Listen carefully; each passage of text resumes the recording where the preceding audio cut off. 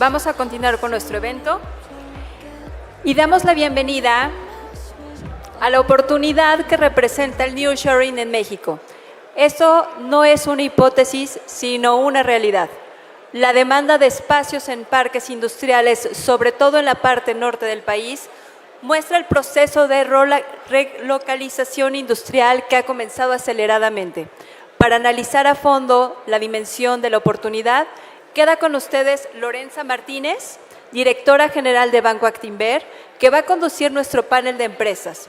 A Lorenza la acompañan André Elman, director de Fibra 1, Héctor Ibarzabal, director de México para Prologis y director de operaciones de Fibra Prologis, y Avi Leinstein, presidente ejecutivo de Grupo Tracción. Muchas gracias, Lorenza. Hola, muy buenas tardes a todos. Pues si quieren vamos a empezar con el siguiente panel. Y este panel es exactamente con el tema de nearshoring para hablar de oportunidades de inversión ante este dinamismo que estamos viendo en México y en general en otras partes del mundo. Ya han platicado, Enrique en particular habló mucho de con dónde está esta oportunidad. Y para poner un poco en contexto lo que vamos a ver en los siguientes minutos, nada más quisiera reforzar qué es lo que estamos viendo en términos de nearshoring más allá de lo que va a venir, en qué lo vemos actualmente. Uno, la inversión esperada para los siguientes años, según el BID decía 35,000 millones, pero hay otros analistas que llegan hasta los 50,000 millones. Ahora, lo que hemos visto en los años pasados que nos van reflejando cómo se está moviendo esto, yo quisiera comentar cómo la participación de las importaciones chinas en Estados Unidos ha ido bajando esa participación. Empezó desde antes de COVID a raíz de la guerra comercial. El COVID vino una reducción adicional, hubo un pequeño repunte, pero en realidad sigue con una tendencia a la baja, mientras que la participación de nuestras exportaciones en las importaciones de Estados Unidos han seguido creciendo, sobre todo después de una pequeña caída después de COVID, que fue muy marginal, ha retomado una tendencia a la alza. También otro dato importante que ya mencionaba Enrique, pero tal vez para enfatizarlo, es cómo ha estado creciendo la inversión extranjera directa en México, sobre todo la que es nuevas empresas, nuevo capital más allá del cíclico. Este nuevo capital en los primeros 3 trimestres de 2022 alcanzó uno de los niveles más altos, solo superado por lo que se vio en 2013. Y finalmente, también vemos cómo el sector manufacturero, que venía cayendo en términos de participación del PIB, ha retomado la trayectoria creciente y hoy ya vemos un crecimiento importante de la participación de este sector. Y como oportunidad de inversión, Actinver ha desarrollado un fondo que ya también se mencionaba anteriormente, el Actinmo, que lo que busca es exactamente hacer un portafolio diversificado de estas oportunidades que estamos viendo.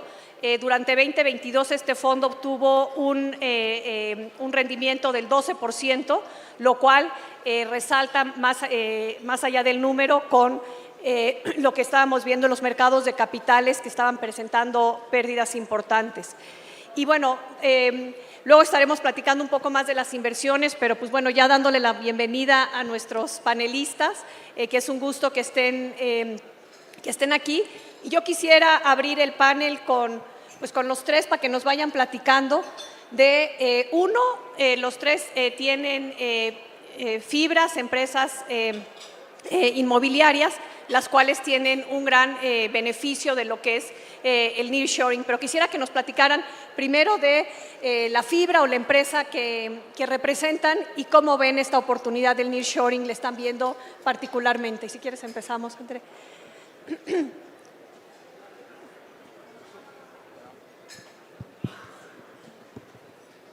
Buenas tardes. Muchas gracias a Actinver por la invitación a hablar un poco de nearshoring. Yo represento a Fibra 1, que es una compañía inmobiliaria que agrupa inmuebles de todos tipos. Nosotros somos diversificados, tenemos inmuebles industriales, inmuebles comerciales e inmuebles de oficinas. Y nosotros lo que vemos ahora en el sector industrial, que ha crecido con mucho dinamismo, es la oportunidad que se le presenta al país de poder seguir siendo un socio de igual a igual con la región a la que pertenecemos, que es Canadá y Estados Unidos. Yo creo que la región tiene un buen futuro en el mediano plazo, en los siguientes 5 a 10 años. Es la región que más crecimiento va a tener, es la región más pujante, y México tiene la gran oportunidad de poder continuar haciendo negocio con nuestros socios, uno de ellos siendo la economía más grande del mundo. Lo que creemos es que esto va a seguir creciendo. Ahora, en las últimas semanas, si no meses, se ha hablado mucho del nearshoring, y aquí tengo el privilegio de estar acompañado por expertos en el tema. Les quiero decir que nearshoring, bien a bien, nadie sabe qué significa. La verdad es que sí significa que vamos a acercar el producto al centro de consumo.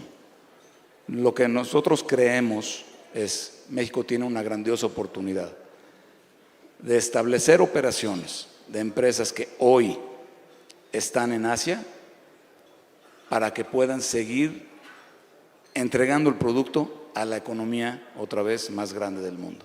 Básicamente estamos acercando, es mucho más cerca nuestro país que China de los Estados Unidos. Si a eso le añadimos que Canadá ya está jugando una parte importante también en la región, creo que México tiene esa oportunidad de establecer a las compañías que hoy están allá o que se van a establecer o pensaban establecerse allá, que se establezcan en nuestro país. Creo que tiene poca diferencia si es la franja fronteriza o el resto del país. El contexto es la comparación de China y México con Estados Unidos. Es China, por decir China, puede ser cualquier país de Asia, pero para ilustrar el contexto creo que es básicamente comparar China o México, que es más cerca para los Estados Unidos. Bueno, evidentemente creo que la oportunidad está ahí. México va a capturar la oportunidad porque tenemos 3 décadas construyendo una plataforma logística importante. Hace 40 años no existían los centros industriales que hoy tenemos, que hoy manejan mis colegas o que manejamos en la compañía, no existían. Se los digo en primera persona, no existían. Tenemos 30 años construyendo esa plataforma. Hoy tenemos la plataforma, por eso nos están invitando nuestros socios a jugar en la mesa de los grandes, cosa que nunca en mi experiencia nos había sucedido. Ahora sí, ya tenemos la plataforma, ya sabemos cómo es atender a ese tipo de empresas. México tenía una mano de obra que no era calificada. La mano de obra mexicana se fue calificando a través de los años. Hoy tenemos una mano de obra de las mejores del mundo. Somos primer lugar en producción de muchas cosas. Primer lugar en producción de pantallas de LED, por ejemplo. De los primeros 2 o 3 lugares de fabricación de coches. ¿Cómo se logró eso? Se logró calificando la mano de obra en los últimos 30 años. Para calificar la mano de obra, tuvimos que construir una plataforma industrial, una plataforma logística. Tenemos una supercarretera logística que va desde la Ciudad de México hasta Laredo. Tenemos transporte, tenemos trenes, tenemos todo para poder surtir ese mercado. Lo que hoy vende México a los Estados Unidos, el intercambio comercial es de ese tamaño porque tenemos una plataforma logística que fuimos construyendo los jugadores que ven aquí y otros en los últimos 30 años. Creo que la oportunidad es gigantesca. Gracias, Andrés. ¿Ya aprendió? Gracias, Andrés. Héctor, si nos platicas. Muchas gracias. Buenas tardes a todos. Felicitaciones a Actinver, Lorenza, Héctor Madero. Todo un éxito aquí la audiencia. Creo que ya nos hacía falta estar todos juntos. Como decía André, creo que la oportunidad que tenemos con este tema, el nearshoring, es única. Yo represento a Prologis. Prologis es la compañía de bienes raíces más grande del planeta Tierra. tenemos 113 millones de metros cuadrados, una cantidad difícil de imaginar. Esas grandes naves industriales tenemos alrededor de 6,000 en 19 países. Y en México, el vehículo que seleccionó Prologis para canalizar sus inversiones es a través de una fibra, que es un estupendo mecanismo que permite a todos los que estamos aquí pues no necesitar reunir millones de pesos para poder participar en el sector inmobiliario. Yo llevo 35 años en el sector inmobiliario, comencé haciendo centros comerciales, tuve el privilegio de hacer el primer edificio de oficinas que hubo en Santa Fe, que hoy ocupa Banco Santander, y el último sector con el que di, del que me enamoré, fue el de las naves industriales, el sector industrial, porque es un sector, aquí muchos de ustedes que son inversionistas en Actinver rentan algún apartamento y yo les quiero preguntar el problema que enfrentan cuando el cliente sale malo o deja de pagar la renta. Aquí realmente en el tema de bienes raíces industriales, el inquilino generalmente es una corporación muy sólida y la recuperación de las rentas es altísima. En la pandemia nosotros recuperamos 99.2% de las rentas, para darles una idea. Y creo que valdría la pena entender de forma un poquito más coloquial el por qué el nearshoring y por qué todo el mundo habla de nearshoring y por qué se ha convertido en una punta de lanza de nuestra economía. Anteriormente al COVID, todos los procesos de manufactura, como decía Andrés, se enfocaban a tratar de ser lo más eficientes posible.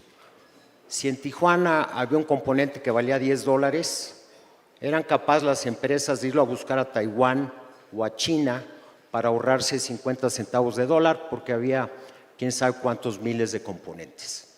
¿Qué pasa con la pandemia? La pandemia comenzó en China, se cierran las fronteras y las grandes empresas se vieron en una situación donde no podían terminar aviones completos, no podían terminar coches, no podían terminar equipos médicos porque les faltaba a lo mejor un componente que valía $18 con 14 centavos y por no comprarlo en un lugar cercano y se estaban ahorrando 2 pesos, o no tienen ese componente y falta una pieza, no puedes terminar el equipo.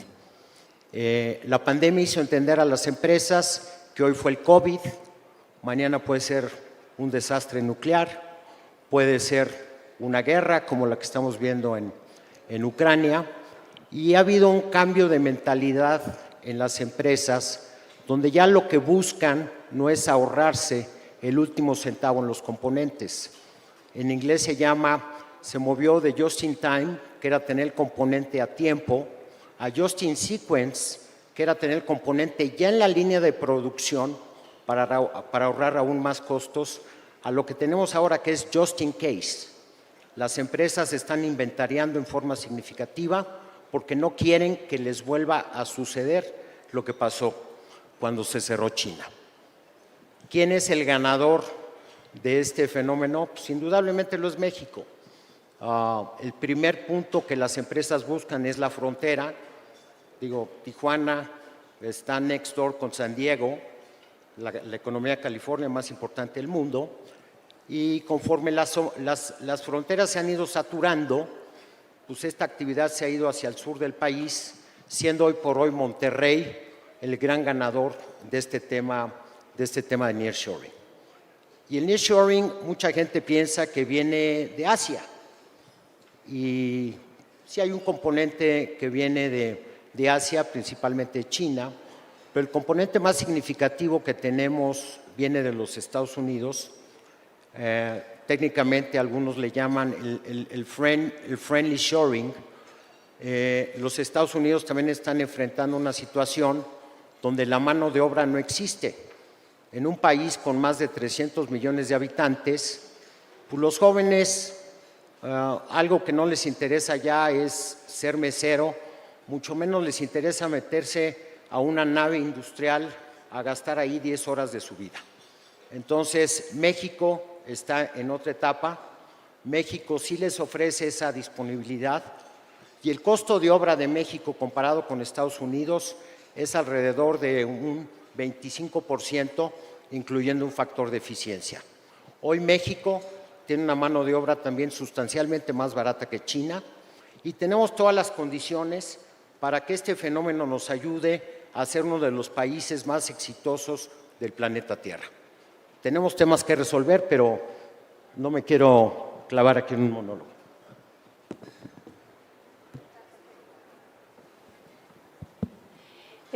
Bueno, pues seguimos también para tener, Avi, tu opinión sobre nearshoring y si puedes también comentar cómo Tracción está beneficiándose de este nuevo entorno o cómo están ajustando la estrategia para aprovechar. Muchas gracias. Bueno, primero les quiero platicar sobre Tracción brevemente. Tracción es la empresa de movilidad y logística más grande del país y es una compañía que está sumamente relacionada con el nearshoring. Pero como Héctor les platicaba, ¿qué sucedió en México? ¿Por qué de repente todos estamos hablando del nearshoring? A raíz del COVID, como la cadena logística se alentó, las compañías en Estados Unidos tenían que esperar meses para recibir sus productos. El costo del transporte de un contenedor se fue de $1,000 a $10,000, se multiplicó por 10. Y adicionalmente a esto, cuando entró Trump, subió los impuestos a muchos productos chinos. Entonces, esto hizo reaccionar al mercado americano, que tenía que tener la producción más cerca. Y empezaron a invertir, a venirse muchas empresas a Estados Unidos, a México, porque era más eficiente. En lugar de tener sus productos 3 meses en el mar, que ustedes pueden imaginar cuánto capital de trabajo necesitan estas empresas para tener sus mercancías que venden 3 meses en el mar, para después entregarlas, cuando en México las producen y las entregan a las 2 horas, porque estamos a 2 horas de cruzar la frontera, o algunas horas, ¿no?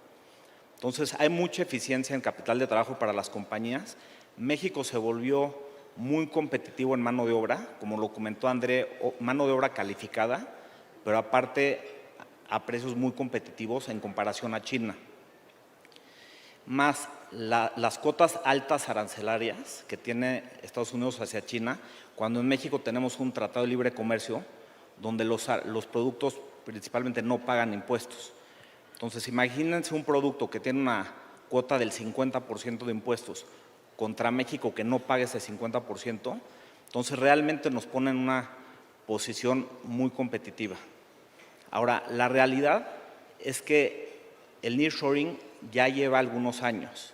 Ahorita veo que de repente todo el mundo se da cuenta y empezamos a hablar de esto, pero ha impulsado ya el desarrollo del país y ya estamos andando.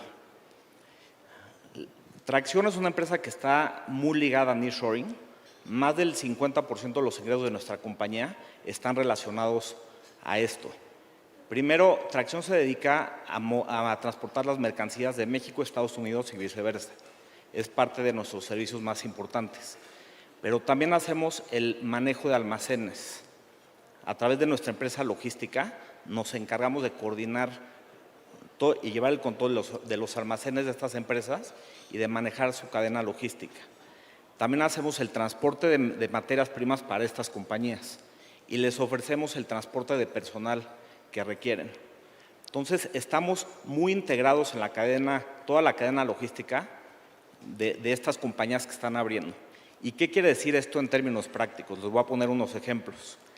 Hace algunos años, en nuestra división de transporte de personas, en Tijuana teníamos 120 camiones trabajando. Hoy tenemos más de 1,000. En la división de Saltillo y Monterrey, que lo teníamos como una unidad de negocio, teníamos 150 camiones, de los cuales 20 estaban en Monterrey y 130 en Saltillo. Nos creció la división a más de 1,000. Tuvimos que dividir la zona en 2, una para Monterrey y otra para Saltillo. Y ahora Monterrey ya creció otra vez a más de 1,000 y ya la tuvimos que volver a dividir. Ya tenemos más de 2,000 camiones de transporte personal en esa región. Hemos crecido más de 15 veces el tamaño en algunos años, en 3, 4 años, de las unidades de las regiones. Entonces, realmente es algo que está empujando y vemos que cada vez va a llegar más fuerte.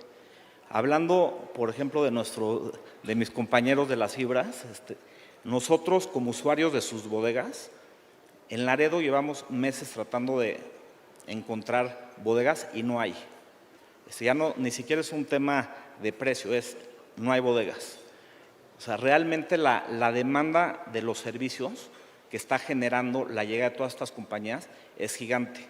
Y para que entiendan la magnitud, llegó Kia a México y abrió sus plantas, pero Kia trae otras 50, o alrededor de 50 empresas adicionales que le dan servicio a ellos. Y entonces, ¿qué pasa? Ve Tesla que ya hay una cierta infraestructura y entonces decide venir a México, pero viene con otras 30 empresas más. Y se va generando un círculo virtuoso que al final de cuentas hace que el crecimiento sea exponencial. Entonces, a grandes rasgos es lo que yo veo en cuanto a la oportunidad de nearshoring. Veo que es algo que, como dijo André, va a permanecer por algunos años, por varios años. No es una tendencia que llegó por 1 o 2 años, porque cada vez nos volvemos más competitivos, creamos mayor infraestructura para exportar más y esto va a crecer de una manera importante. Hoy el nivel de exportación de México a Estados Unidos no es menor, exportamos alrededor de 450,000 millones de dólares y es una plataforma suficiente como para que crezca en ciertos porcentajes, que quieren decir muchos billones de dólares que crece este fenómeno al año. Muchas gracias. Xavi, siguiendo con el tema y nada más enfatizando cómo está las inversiones del Fondo Actinmo, invierte tanto en el sector industrial, sector inmobiliario, en gran medida por estas plantas industriales y empresas de logística y almacenaje, y de manera muy importante también en transporte. Entonces, es una cartera balanceada en los sectores más beneficiados por este fenómeno. Y también les recuerdo que si tienen preguntas que quieran que les pueda hacer a nuestros panelistas, que tomen las tarjetitas o hojitas que tienen en sus mesas y nos las hacen llegar las edecanes que están dando vueltas por la sala. André, quisiera volver a Fibra 1. Ustedes pasaron por un momento difícil en la pandemia y han estado haciendo ajustes en estrategias, sobre todo por temas de oficinas. Entonces quisiera, y en centros comerciales han también hecho un replanteamiento, digamos, del concepto, ¿no?, con Mítica. Entonces, que nos platicaras un poco más allá, además del sector industrial, toda esta estrategia que han estado llevando a cabo para transformarse después de lo que sucedió con COVID. Con mucho gusto. Bueno, primero lo primero. En la parte industrial, nosotros tenemos 55% del área que manejamos es industrial, 40% del ingreso que tenemos proviene del mundo industrial. Se llama industrial, pero realmente nosotros estamos más especializados en logística y distribución que en manufactura. Estamos 3-1, logística contra manufactura. En México, con ese 40% de nuestros ingresos, somos más grandes que el resto de la competencia en cuanto a metros cuadrados, de lejos. La compañía conoce muy bien ese mundo industrial porque ahí nacimos desde antes de que se formara la compañía pública, y es el sector que nos gusta mucho y conocemos muy bien. En la pandemia nosotros sufrimos, pero no sufrimos tanto por la diversificación que tenemos. Nos ayudó mucho tener esa diversificación. Creo que no hay muchas empresas en México que puedan decir que tuvieron más ingresos en 20 que en 19, en 21 que en 20 y en 22 que en 21. Y nosotros tuvimos la suerte de tener mayores ingresos y mayor NOA y mayor resultado en 20 que en 19, en 21 que en 20 y sucesivamente. Y nos pasó la pandemia. Nos ayudó a estar diversificados. Efectivamente, el mundo de las oficinas sufrió, sigue sufriendo, y el mundo del retail sufrió y ahora se está recuperando de forma muy importante. Yo decía cuando, antes de la pandemia, muchos analistas decían, es que también los analistas son un poco extremistas, digamos. Decían, no, ya no sirve el retail, ya todo mundo va a comprar en la computadora y la venta online. Y yo decía, bueno, es que México es un poco diferente. La verdad es que hoy México, el acudir a un centro comercial, la gente acude con la familia, acude más a un paseo.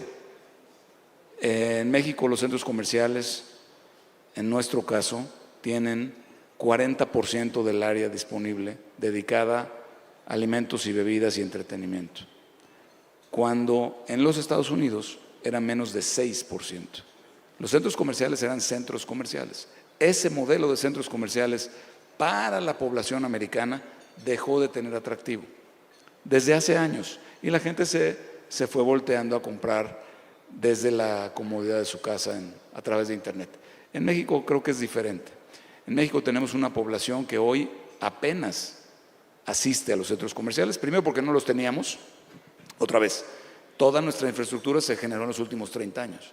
Antes no existían los centros comerciales, fueron existiendo y hubo un desarrollo importante entre 2005 y 2015 o 2018 de nuevos centros comerciales, pero antes no existían. Entonces la gente hoy apenas quiere asistir, no tiene el cansancio que tiene el comprador común, promedio americano, que ya asistió muchas veces al centro comercial y ya le da mucha flojera y prefiere comprar en su computadora. Entonces en México tiene la ventaja de que apenas estamos naciendo a ese. Si a eso le agregas que tenemos mucha área dedicada al entretenimiento, alimentos y bebidas, que el centro comercial es un paseo, que tiene seguridad, que tiene iluminación, que tiene aire acondicionado y la gente para eso lo usa, para ir a pasear con la familia. Entonces México tiene todavía mucho futuro en los centros comerciales. Eso decía yo también durante la pandemia. Esto va a regresar. Y otra vez los analistas me decían, ya este fue la última estaca en el ataúd de los centros comerciales, pero pues qué tal que no. Y ahora, incluso en los Estados Unidos, salió una noticia hace un par de meses, donde Amazon estaba dejando áreas de bodegas, estaba cancelando los contratos porque habían hecho un cálculo demasiado agresivo. Y ya se dieron cuenta, y así decía la nota, que la gente sí está regresando a las tiendas de piedra. Entonces, la verdad es que eso nosotros lo veíamos. Y en México, además, está maximizado. La gente va a seguir asistiendo a los centros de consumo, porque los centros de consumo diseñados para la población mexicana están apenas floreciendo. Entonces, hoy, los centros comerciales, hay pocos que se abrieron en estos años. Nosotros tenemos la gran fortuna de haber tenido la inauguración hace un par de meses de Mítica. Mítica es un complejo que tiene vivienda, oficinas y centro comercial. Próximamente, probablemente va a tener hotel también, pero hoy en día es un centro comercial que tiene toda la tecnología, todo lo más nuevo de los centros comerciales. Tenemos el gran gusto y orgullo de contar entre nuestros inquilinos tanto a Liverpool como a Palacio de Hierro. Son muy pocas ubicaciones donde conviven juntos en el país, pero en este caso los dos han hecho gala de toda su gran experiencia que han acumulado a través de los años y tienen, de verdad se los digo con mucha franqueza, de las mejores tiendas del mundo.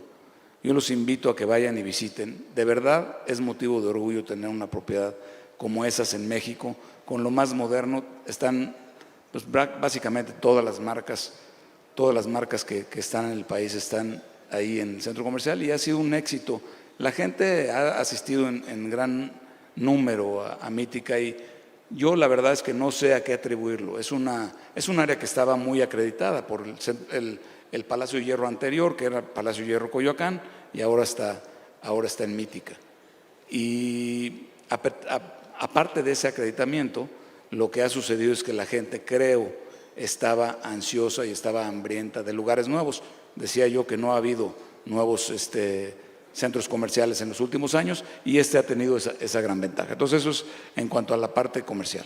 En la parte de oficinas, y no quiero llevarme mucho tiempo, solo quiero decir que mi visión es que va a regresar a la costumbre que teníamos. Es muy difícil para la gente en México trabajar desde casa.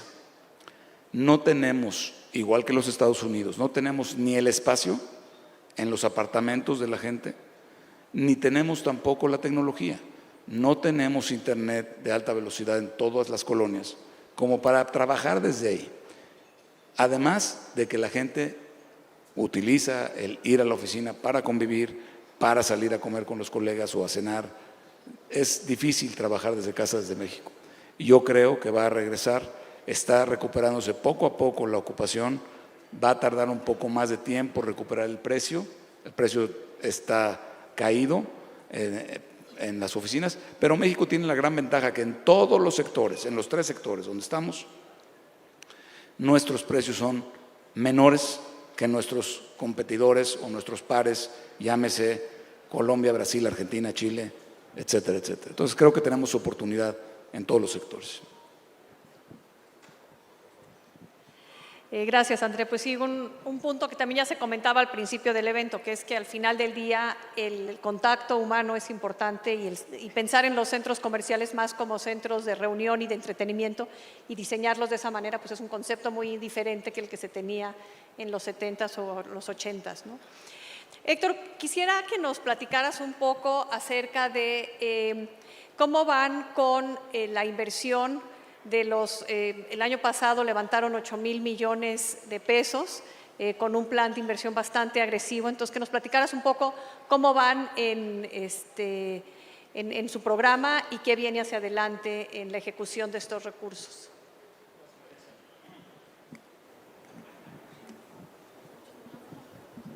Muchos, pero no sirven.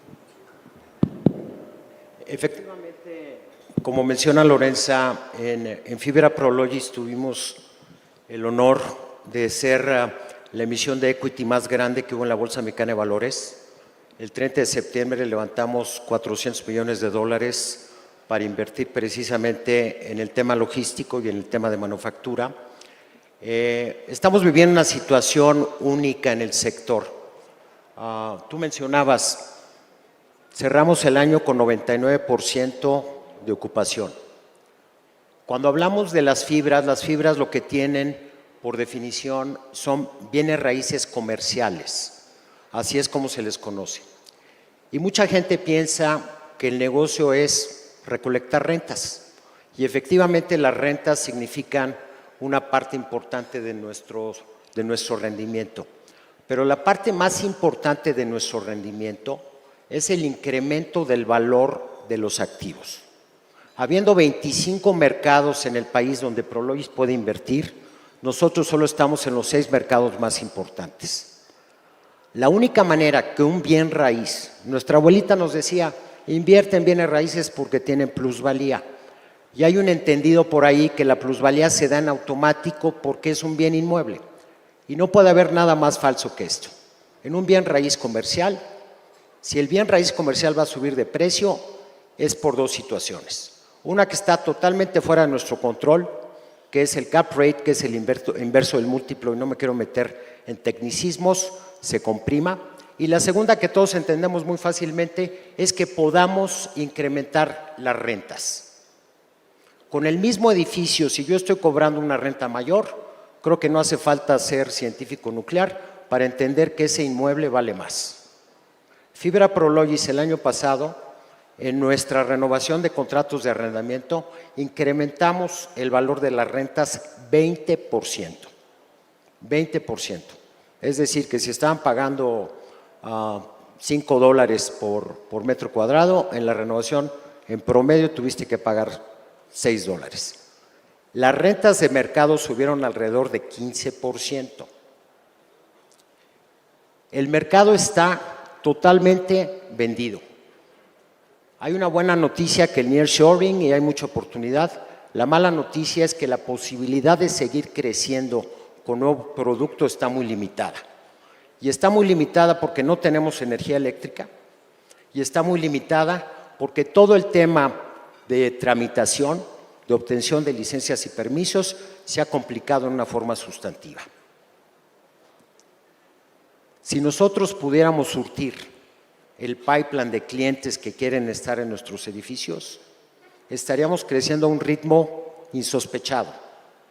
A pesar de que no tenemos electricidad y a pesar de que todo se ha vuelto más complicado, nosotros seguimos creciendo nuestras rentas. En Tijuana llevamos 7 años consecutivos con el 100% de ocupación. Ciudad Juárez, que es un mercado importante, tenemos 99, Reynosa tenemos 99.8. Prácticamente estamos totalmente vendidos. Estas son malas noticias para los nuevos proyectos, pero son estupendas noticias para los inmuebles, las inversiones que ya se tienen actualmente. Nosotros estimamos que el 2023 este incremento en rentas va a continuar. Sin mayores inversiones vamos a tener mejores ingresos. La ocupación es difícil mejorarla, 99%, la vacancia es totalmente friccional. Y lo que nosotros estamos haciendo es anticiparnos en los ciclos. Antes el poder tener un edificio, tenemos un récord en Monterrey que hicimos un edificio en 6 meses. El ciclo de producción hoy de los espacios pues está entre 24, 30 y 36 meses por las situaciones que ya mencioné. Creo que son noticias agridulces. Esto va a hacer que algunos mercados que no tenían la importancia o no tenían la preferencia de los clientes van a empezarse a ocupar, como cuando queremos ir a un restaurante y está lleno y pues acabamos en el restaurante del lado, que era donde sí había espacio. Pero al final del día, para todos aquellos que tienen inversiones en este tipo de inmuebles, creo que hay estupendas noticias porque van a seguir subiendo. Por otro lado, el incremento en tasas de interés hace que el valor de las propiedades se vea afectado en forma negativa. En Estados Unidos, que es un mercado maduro, este fenómeno está muy claro. Lo que contrarresta esta baja en el valor de los inmuebles es el incremento en las rentas nuevamente. Nosotros pensamos que va a haber arriba de un 20% de crecimiento de rentas en nuestro portafolio y la ocupación se va a mantener en rangos de 98,5% a 99%.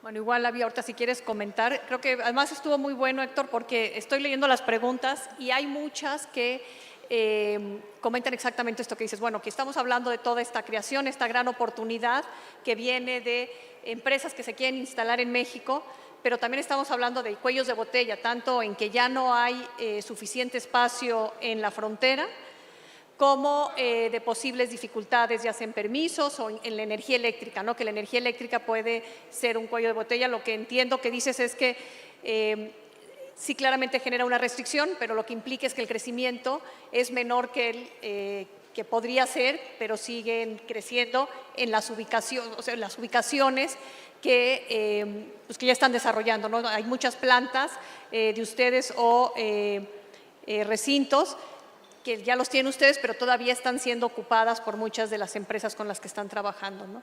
Entonces, un poco aprovecho, Avi, para que si tienes algún comentario en este sentido, pero también que nos platiques el crecimiento, ya algo nos anticipaste anteriormente de cómo han estado creciendo en el área de transporte. Mucho de este crecimiento ha venido por razones orgánicas, también por algunas adquisiciones.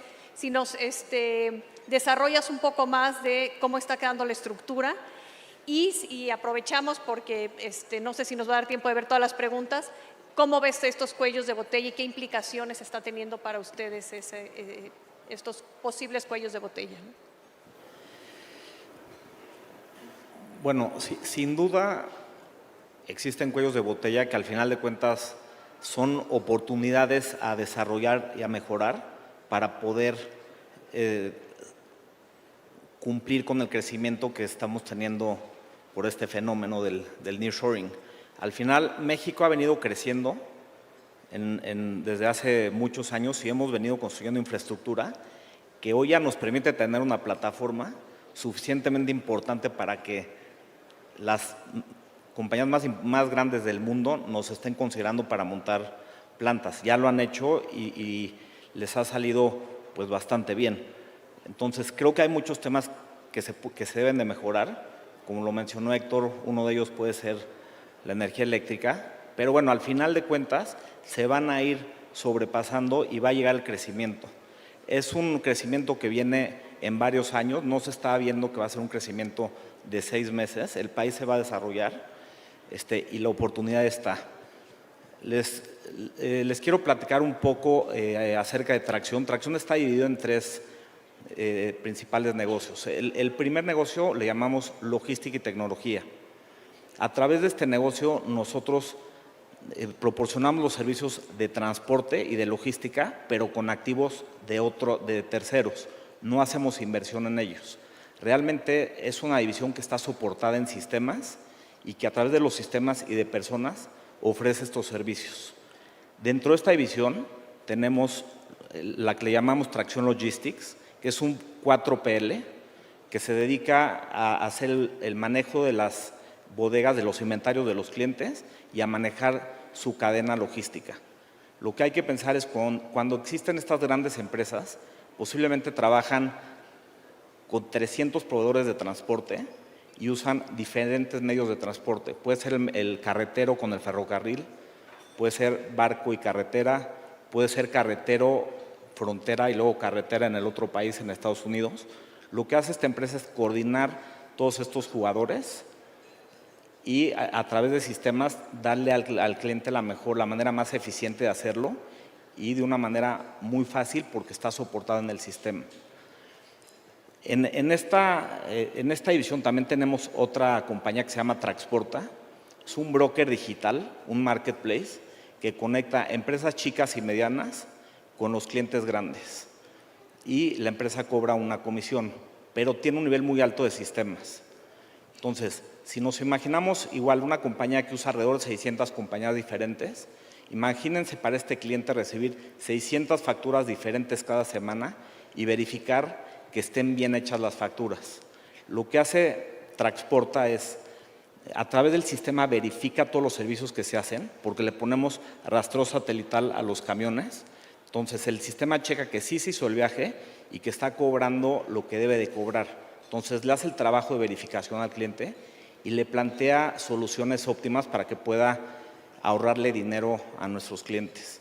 Entonces, en lugar de que reciban 600 facturas a la semana, recibe una sola factura. Y tenemos otro negocio en esta división que es Redpack, que es una empresa de última milla que principalmente ofrece soluciones logísticas para e-commerce. Esta división de los 3 negocios representa una tercera parte de los ingresos de Tracción. La segunda división le llamamos movilidad de carga y en esta división estamos enfocados principalmente en el transporte de mercancías de México a Estados Unidos y de regreso. Y también tenemos algunos otros servicios de carga que tiene alta especialización, en donde transportamos productos de alto valor, donde lo que busca el cliente es un buen servicio, porque el costo de transporte es un porcentaje muy chiquito de su producto. Si al transportar electrónicos el transporte representa menos del 1% del costo total de la mercancía, prefieren pagar un poco más y tener el mejor servicio, trabajar con una empresa sólida, que les dé confianza y que tenga flexibilidad para poderlos atender como ellos requieren, que ahorrar un poco en el transporte. Entonces, bueno, tenemos esta clientela en nuestra división de movilidad de carga. Y tenemos otra división que es de movilidad de personas. Aquí básicamente ofrecemos el servicio de transporte personal a las empresas y algo de transporte escolar, en donde el transporte personal es más del 90% de nuestros ingresos. Me gusta esta compañía, la fundé hace 25 años con alrededor de 60 camiones, hoy tenemos más de 7,000, cada año crecemos bastante y lo que me gusta es que hacemos el mismo recorrido todos los días, entonces conocemos los ingresos porque el cliente nos paga fijo al mes por camión y también conocemos los gastos porque todos los días hacemos la misma ruta, entonces es muy predecible. En Tracción somos posiblemente 5 o 6 veces el tamaño que nuestro siguiente competidor y estamos muy enfocados en la tecnología. Les puedo decir que realmente la tecnología es nuestra principal ventaja competitiva y es lo que nos ha hecho crecer como lo hemos hecho hasta el día de hoy.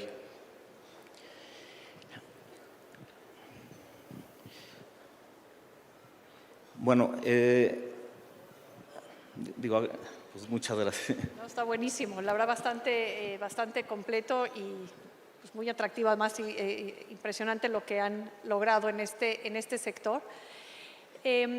Andrea, a ver, veamos un poco si pasamos ya a más los mercados y cómo se están comportando los instrumentos de las tres empresas. Funo el último año dio un crecimiento bien importante del 16% y para los accionistas incluso fue mayor porque hubo dividendos del orden del 10%. Ahora, a pesar de esto, sigue estando el valor por debajo de lo que consideramos que debería de ser, o no sé cómo lo veas tú. Y en ese sentido quisiera que nos platicaras si es así y qué es lo que tendría que pasar o que ves que están haciendo para continuar con este crecimiento que se ve que el potencial está ahí. Gracias, Lorenza. Mira, yo la verdad es que de mercados entiendo muy poco, o sea que más valía la pena preguntarle a Actinver a ver qué pasa con el precio de la acción porque no le entiendo muy bien. Lo que sí le entiendo son los inmuebles. Ahora, ¿qué vemos nosotros? Nosotros estamos hoy valuados más o menos a la mitad de lo que valen los edificios. Eso en realidad no tiene mucha sustentabilidad. Deberíamos estar valuados a lo que valen, de menos lo que valen los edificios. ¿Cómo se va a recuperar el valor? Realmente no lo sé. Lo que sí sé es que nuestras rentas están creciendo, nuestro rendimiento está creciendo, que tenemos hoy un pipeline importantísimo. La compañía tiene un derecho de preferencia con la compañía de los fundadores de la fibra, que tienen un gran pipeline de tierra industrial que ya tiene los permisos, que ya tiene la capacidad eléctrica, que ya tiene la capacidad hidráulica, que suma millones de metros cuadrados para el futuro inmediato, donde Fibra sí tiene la posibilidad de acceder a esta tierra para poder crecer el área industrial que tenemos. Eso lo vamos a explotar sin duda y vamos a seguir creciendo en el tema industrial. Quiero hacer el disclaimer que nosotros otra vez somos especialistas en logística y distribución y la distribución de suyo es mucho menos intensiva en consumo de energía. No se necesita tanta energía para un parque industrial de distribución y logística como el que se necesita para un parque industrial de manufactura. Entonces, habiendo dicho eso, nosotros sí tenemos la posibilidad, tenemos un derecho adquirido para comprar esa tierra y poder desarrollar en la parte industrial. Otra cosa que hemos perdido un poco de vista, nosotros tenemos la fortuna de haber crecido con nuestros clientes. Tenemos el gran privilegio de servir a casi todas las compañías a todas las compañías importantes del país. Todos los panelistas anteriores son nuestros clientes. Escuché a alguno de ellos por ahí decir que había crecido 30% año a año. Entonces, si ellos crecen en 30% sus ventas, necesitan crecer su área de bodega y su área de servicios y su área de tienda. Ahí es donde nosotros vamos a acompañarlos en ese crecimiento. Hemos perdido de vista también el crecimiento de los locales. Los locales van a crecer otra vez. Dejaron de crecer en la pandemia, todos los locales, quiere decir los jugadores locales. Entonces, nosotros vamos a atender y vamos a acompañar, como hemos acompañado en los últimos 30 años, a todos los jugadores locales. Acompañamos a nuestros clientes y queremos crecer con ellos. Creo que vamos a tener esa oportunidad de atender a esos clientes. En cuanto eso se dé, creo que la tarea fundamental que tengo yo como encargado de esta compañía es entregar el resultado. Y el resultado lo hemos entregado. Hemos entregado un resultado que ha crecido compuesto casi 16%, 9% en dividendos efectivamente pagados y 7% en el valor de los activos. Como decía Héctor, el valor de los activos va creciendo. Si recibes más renta va creciendo y a veces aunque no recibas más renta va creciendo. Porque tú, si haces la cuenta de cuándo compraste tu departamento hace 15 años y cuánto vale ahora, crece el valor y ahí no recibes renta. Entonces tiene algo que ver con la renta, pero también tiene que ver con las piedras que va subiendo de precio. Entonces creo que Fibra tiene un gran horizonte hacia adelante. Vamos a seguir creciendo, vamos a buscar la forma de financiarnos de la forma más eficiente para poder detonar todo este crecimiento que viene para adelante. Y eso esperamos que se vea reflejado en el precio de la acción. Aprovecho nada más antes de seguir, Héctor, porque por las preguntas y creo que además en FUNO puede ser un tema relevante. También algo de las preguntas, varias coinciden en que, bueno, tal vez en la frontera hay mucha saturación, o estamos hablando de nearshoring muy enfocados en la frontera, pero ¿cómo se ve el crecimiento en otras partes del país o qué oportunidades hay en la Ciudad de México o en otras zonas? Y creo que con lo que dices, pues puede haber, no sé si quieras comentar algo sobre eso. Yo creo, y así empecé esta plática, creo que el nearshoring está un poquito, primero overrated, porque está en todo el mundo ya habla de nearshoring, y segundo, hay que entenderlo en el contexto. Yo el contexto que veo es, nuestros socios comerciales prefieren a un socio que ya probó que tiene infraestructura y que es mucho más leal que los anteriores. El mundo se globalizó, globalization tiene 20 años. Hoy se está desglobalizando y se está regionalizando. Happen to be que estamos en la mejor región del mundo y que somos el más joven, el más entrón y el más trabajador de los tres y el que más hambre tiene. Creo que esa es la gran ventaja que tenemos. Contestando la pregunta, yo creo que nearshoring es todo el país, no solo la frontera. Nosotros tenemos presencia en la frontera, pero no es la frontera lo que rifa todo el país. Héctor, seguimos también con Fibra, Prologis y el desempeño, un poco también lo que decía André, que estas inversiones y hablando de bienes inmuebles, pues son de largo plazo, ¿no? Poniendo en perspectiva dónde está Prologis, emitió originalmente en 2014 y de entonces a la fecha la ganancia pues es de más del, tú me dirás, pero es más del 150%, lo cual suena muy bien, pero también dices, bueno, y hacia adelante, algo has platicado de eso, pero si nos puedes decir un poco más específico, ¿cómo van a lograr mantener el crecimiento?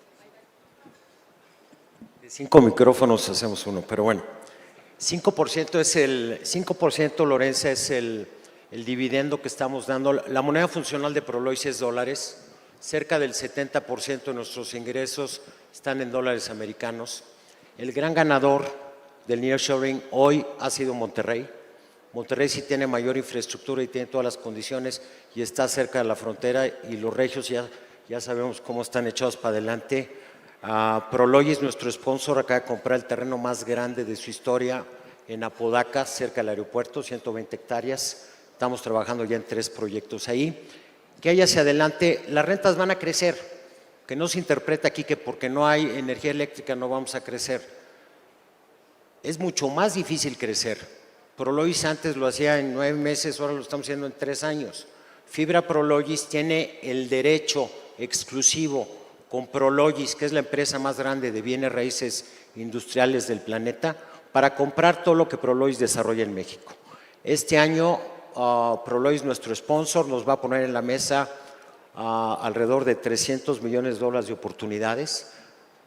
Hoy Fibra Prologis tiene una liquidez de $600 millones. El crecimiento en rentas que estimamos para este año va a ser superior al 20%. Y pues digo, somos el casero más grande de Amazon en México y a nivel mundial. El sol sale para todos, André. Los centros comerciales van a estar muy bien, pero el comercio electrónico, cuando empezó Amazon en México en el 2016, significaba el 1.8% de las ventas totales. Cuando empezó la pandemia se fue al 4%, en la pandemia se fue del 4 al 8%, ahorita está al 11% y la tendencia es que va a llegar arriba del 25%. ¿Y qué creen? Podemos ir a alguna tienda y no encontrar el color del suéter que yo buscaba y no comprarlo, pero en el comercio electrónico todo debe de existir y se debe entregar rápido. Esto requiere, para no cansarlos, 3 espacios más de bodega, 3 veces más espacio que el comercio convencional. Entonces, los centros comerciales van a seguir, todos vamos allí a divertirnos y cada vez los hacen mejor, por cierto. Pero el espacio de bodega, por el comercio electrónico en crecimiento y por esto que mencionaba, que los inventarios son just in case, el futuro del negocio es impresionante. Los ciclos de manufactura tardan de 10 a 20 años. El nearshoring no va a desaparecer ni el año que entra ni dentro de 3 años. Y la oportunidad que tenemos enfrente es única. yo estoy seguro que se van a tomar las medidas correctas para que podamos tener energía eléctrica y podamos crecer, por Dios. Y una vez resolviendo este tema, que se agilice todo el tema de trámites gubernamentales y la podemos sacar del estadio, no solamente Fibra Prologis, todo el país, Lorenza. Vamos por ello.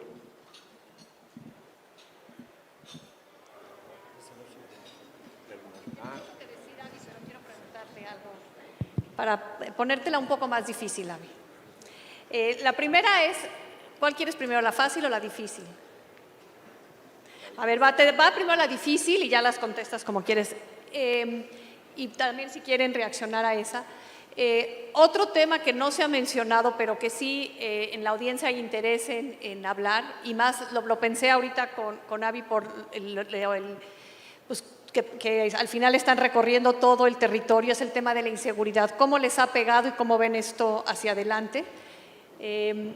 Y esa es la parte difícil. La parte fácil es, Tracción también ha tenido un muy buen desempeño en el mercado. Las acciones de Tracción salieron en 2017 y desde entonces casi duplican su valor y han tenido un desempeño importante recientemente. Entonces ahí, ¿por qué deberían de invertir los que han invertido y han tenido seguir invirtiendo? ¿Cómo se ven los crecimientos hacia adelante? Y bueno, si nos puedes comentar algo sobre el tema de la inseguridad y el impacto que pueda tener en ustedes. Empecemos por la difícil. Mira, sin duda la inseguridad existe, todos hemos escuchado y oímos casos pues, constantemente. Sin embargo, Tracción tiene procesos muy enfocados a maximizar la seguridad y tecnología. Todos nuestros camiones tienen sistemas de rastreo satelital.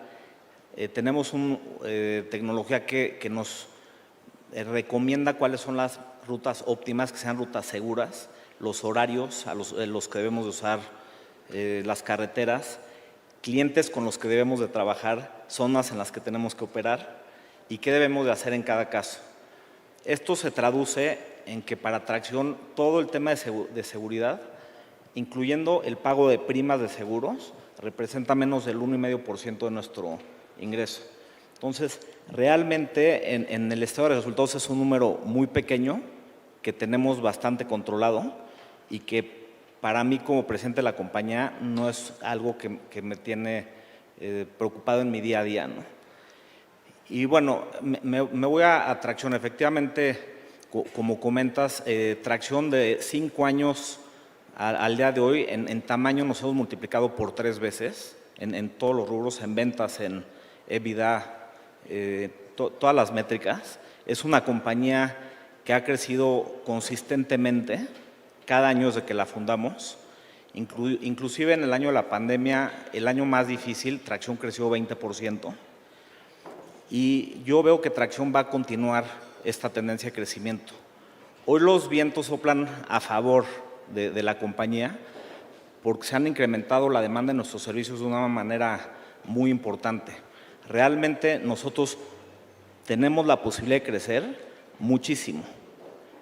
La realidad es que queremos manejar la empresa con un balance sólido, que tenemos un balance sólido que nos permite crecer, pero ni siquiera hay tanto crecimiento que vamos a poder aprovechar todas las oportunidades del mercado. Estamos hablando que las oportunidades son, como lo comentamos, de muchas decenas de billones de dólares. Entonces, hoy Tracción se encuentra en una posición de liderazgo en la industria, un balance sólido para poder aprovechar estas oportunidades del crecimiento y consolidarnos aún más como el proveedor más relevante de movilidad y logística en el país, donde estoy seguro que este empuje que estamos teniendo por el nearshoring va a llevar a la compañía pues, a un nivel mucho más grande.